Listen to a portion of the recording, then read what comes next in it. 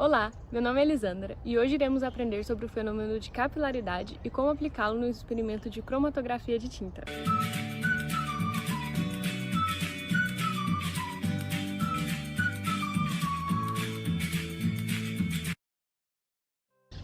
Vamos fazer um exercício de imaginação. Imagine que você está pintando uma tela e sem querer você mancha sua blusa, por acidente. Você tenta passar água para retirar a mancha, mas vira uma explosão de cores no lugar. O que será que deu errado? A resposta é nada. Esse fenômeno é bastante utilizado para identificar e separar substâncias em medicamentos, em análises laboratoriais e na perícia forense. E hoje vamos reproduzir esse experimento por meio da cromatografia de tinta. Mas antes, vamos entender como isso funciona? Você provavelmente já notou como a água se espalha ao longo de guardanapos, esponjas e outros materiais de boa absorção. Esse é um fenômeno conhecido como capilaridade, quando um líquido se espalha sem interferência da gravidade. Por exemplo, quando derramamos suco em um copo. O líquido sai da garrafa e vai para o copo devido à ação da gravidade. Tanto é que colocamos a garrafa acima do copo e a inclinamos. Então, isso não caracteriza um fenômeno de capilaridade. Agora, imagine uma planta. Ela obtém água por meio de suas raízes, que a absorvem embaixo da terra. Essa água sobe pelo caule e chega às folhas, ajudando na fotossíntese e em outros processos da planta. Esse processo é feito no sentido contrário à ação da gravidade, ou seja, de baixo para cima. E aqui sim temos um fenômeno de capilaridade. No nosso caso, o papel é equivalente à planta e os solventes que vamos utilizar são equivalentes à água. Mas onde entra a tinta nisso tudo? As tintas que usamos são compostas de corantes e água, que em geral são líquidos, e de pigmentos, que em geral são sólidos. As cores que vemos na cromatografia são resultado da interação do solvente com cada um desses componentes. Sabemos que água e óleo não se misturam, mas água e sal sim. De forma semelhante, cada constituinte da tinta vai interagir com o solvente, água ou álcool, de alguma maneira. Imagine uma molécula de água com 2 átomos de hidrogênio e 1 átomo de oxigênio ligados. Cada um desses átomos possui uma propriedade chamada de eletronegatividade. Esse fator representa a tendência de roubar elétrons para si. Coisa feia! No caso da água, o oxigênio acaba atraindo os elétrons para si, fazendo da água uma molécula polar. Quando não existem esses átomos ladrões em uma molécula, ela é chamada de apolar. Tá, mas para que serve isso? Simples! A água é uma substância polar, enquanto o óleo é uma substância apolar. O que acontece quando juntamos os dois? Eles não se misturam de jeito nenhum. Isso se aplica a diversas outras substâncias. Se elas têm polaridades muito diferentes, elas não se misturam. E você achava que os opostos se atraem? Voltando à cromatografia, cada componente da tinta interage com o solvente de acordo com a sua polaridade e com sua massa molecular. Quanto maior a massa, menos ela será carregada pelo solvente ao longo do papel de filtro. Vamos pôr a mão na massa?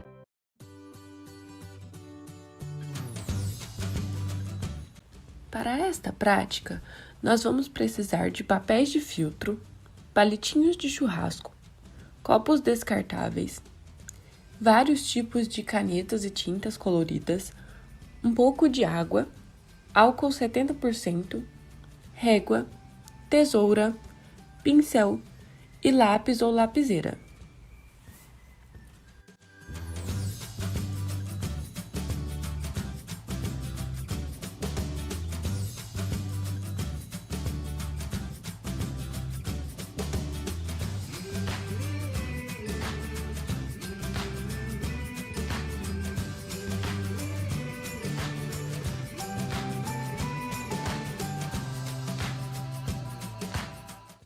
Nós vamos desenhar tiras no papel de filtro, utilizando lapiseira e régua.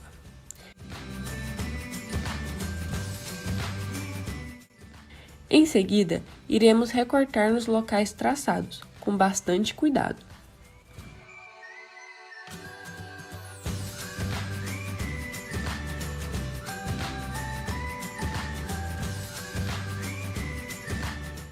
Dispondo as tiras sobre a mesa, iremos fazer um círculo na extremidade de cada uma, de modo que variamos os diversos tipos de cores e de tintas de caneta ao máximo.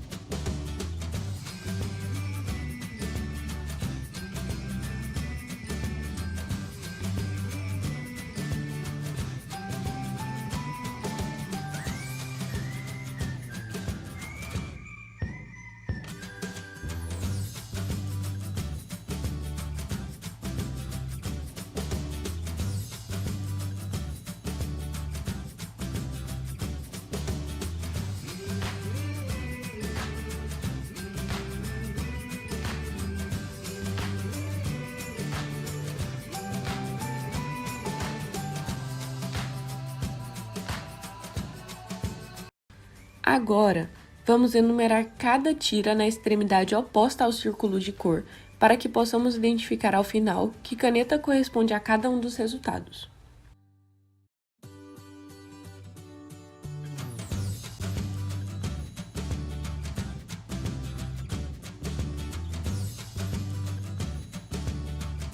Dispondo vários copos sobre a mesa, colocamos um pouco de água em parte dos copos, de forma que a quantidade atinja a altura de um dedo do fundo do copo aproximadamente.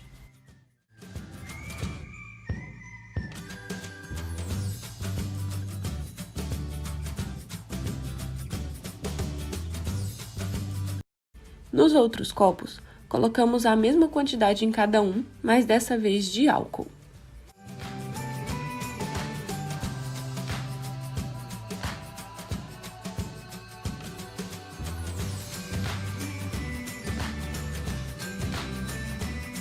Agora, na extremidade em que está escrito o número, perfuramos o papel, de modo que a fita de papel fique centralizada no comprimento do palito.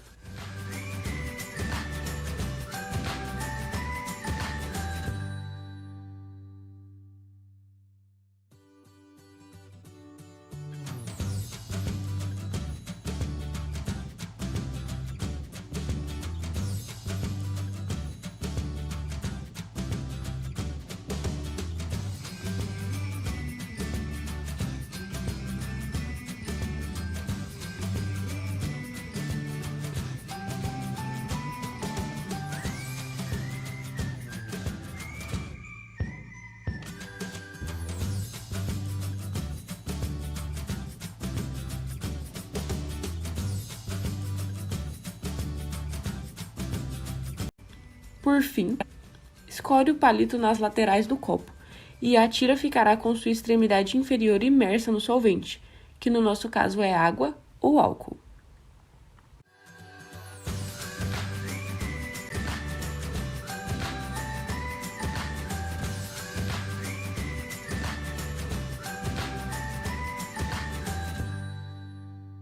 Deve-se tomar cuidado para que a bolinha de tinta não entre em contato com o solvente.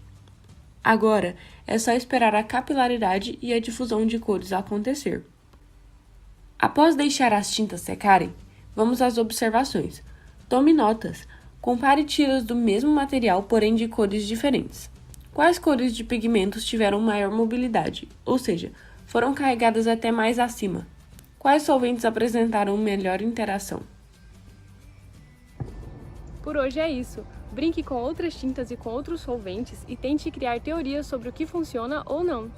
Obrigada por assistir e até a próxima!